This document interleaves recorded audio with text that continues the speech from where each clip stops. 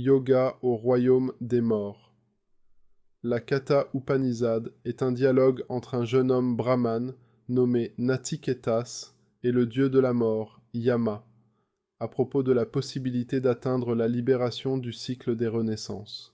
Ce mythe illustre bien les spéculations des Upanishads, qui closent le corpus des Védas sur le soi et l'absolu. Natiketas a été envoyé au royaume des morts par son père, dans un moment d'irritation.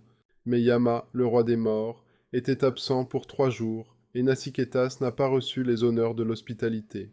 Pour réparer ce manquement, Yama octroie 3 faveurs au jeune homme. Celui-ci demande d'abord que soit apaisée la colère paternelle. Ensuite, que Yama l'instruise sur le feu qui mène au ciel, et qui est conçu comme un stade préliminaire de l'enseignement sur le principe spirituel immortel, l'Atman. Yama accorde ces 2 faveurs et promet en outre que ce feu portera le nom de Nasiketa.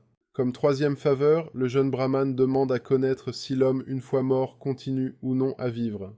Yama lui explique alors, non sans réticence, que la seule façon de se libérer de la mort et d'atteindre la délivrance du cycle des renaissances, appelé le samsara, est de reconnaître l'identité entre l'Atman, le principe spirituel individuel, le soi, et le Brahman, l'absolu, Kena Upanishad. Cette voie spirituelle passe par le renoncement au désir, et surtout par la pratique du yoga, compris comme une voie de discernement et de connaissance, permettant de réaliser l'identité du soi et de l'absolu, et par cela d'atteindre l'immortalité. Le yoga y est présenté comme apparition et résorption, l'apparition étant la production d'un espace intérieur avec la mise au repos du mental. La résorption correspond à la suppression des perceptions extérieures.